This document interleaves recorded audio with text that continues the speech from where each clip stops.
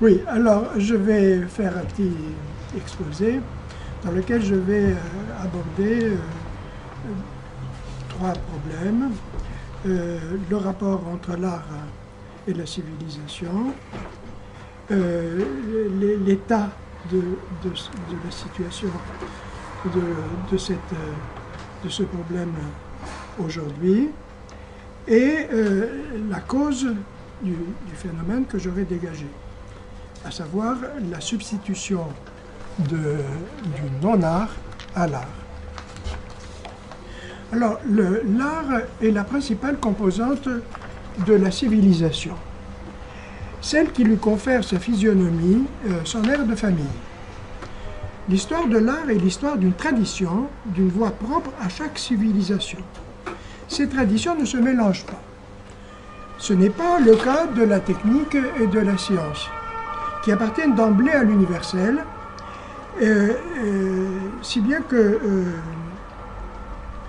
sauf dans leur mode d'exposition, elles n'ont rien qui s'attache à une particularité quelconque. Et les peuples n'ont pas le sentiment qu'ils trahissent en quoi que ce soit leur vision du monde et leur système de valeurs, en empruntant une technique à leurs voisins. Par contre, en matière d'art, les emprunts ne sont intégrés, et encore partiellement, que moyennant une acclimatation drastique.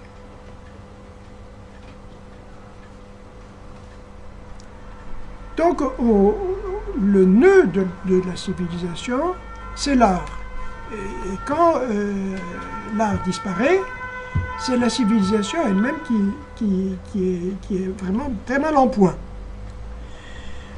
Or, de ce point de vue, ce qui est celui de l'art, notre époque a des caractéristiques sans précédent.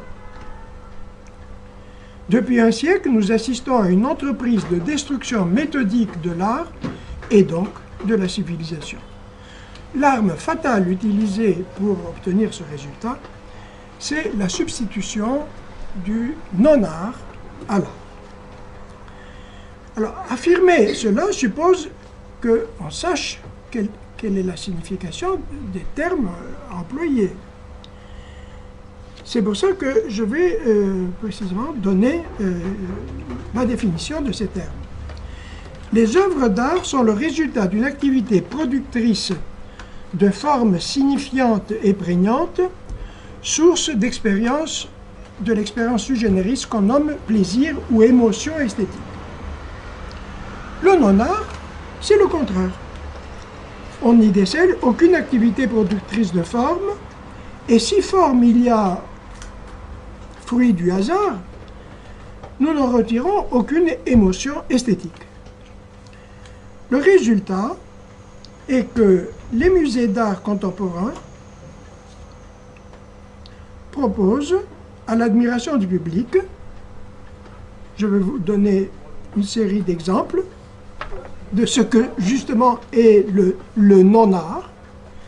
Donc, on expose à l'admiration du public un tas de charbon, un canot automobile, un requin dans du formol, un baril plein d'huile, un frigo blanc peint en blanc surmonté de gros cailloux. Le reste à l'avenant. La liste de ce type d'objets pourrait se prolonger à l'infini, précisément parce qu'elle rassemble des objets quelconques. Il n'y a pas lieu de les approuver ou de les critiquer. Je ne dirais pas que je suis contre l'art contemporain, je constate simplement que ils ne sont pas justiciables, ces objets-là ne sont pas justiciables de jugement esthétique. Ils ne sont ni réussis ni ratés en tant qu'œuvres d'art, parce que ontologiquement, ils n'appartiennent pas à la catégorie des œuvres d'art. Qu'il en soit ainsi, tout visiteur d'un musée de non-art contemporain le sait. Pourtant, cette mystification perdure, et le monde qui gravite autour de cette mystification, justement, ne s'écroule pas. Ce qui l'empêche de tout simplement de s'écrouler, c'est tout simplement le pouvoir et la violence nue qui se profilent derrière lui. Gladius potentiae custos, le glaive est le gardien du pouvoir. Un exemple, la directrice du FRAC Lorrain, FRAC c'est le Fonds d'art contemporain régional. Voilà, Front régional d'art contemporain.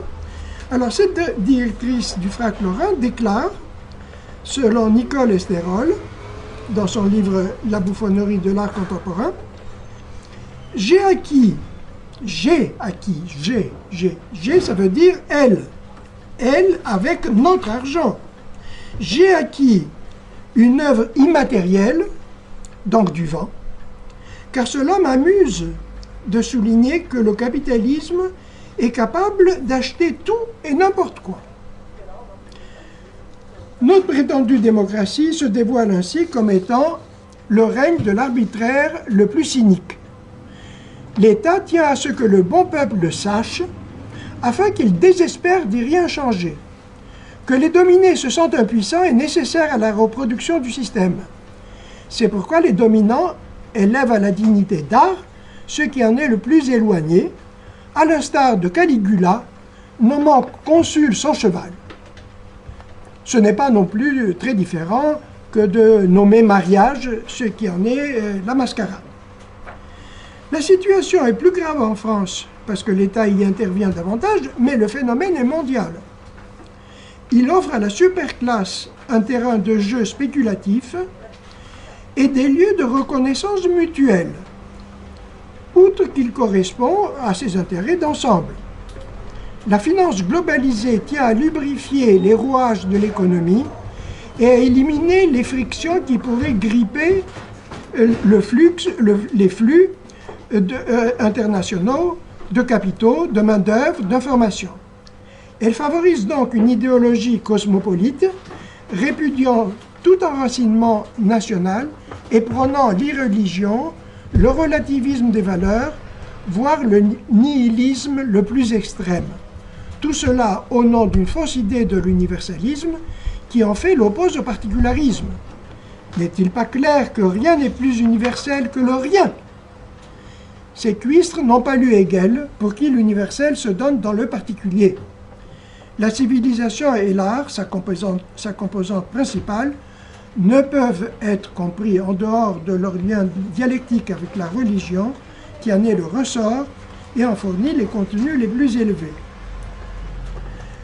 Le désert croît, disait Nietzsche. Mais qui a empoisonné les eaux vives qui l'irriguaient autrefois? La société française n'est pas monolithique. Elle est traversée par des contradictions qui trouvent moyen de s'exprimer. Comment s'expliquer alors que le non-art contemporain ait le monopole de la visibilité, qu'il ne reste aux dissidents que des sortes de samizdat? Cette unanimité médiatique en dit long sur le caractère illusoire de notre liberté.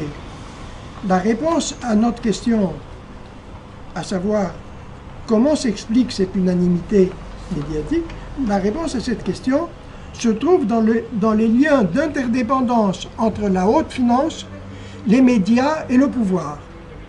Les méga-collectionneurs tiennent les médias soit en tant que patrons, soit par leur campagne publicitaire.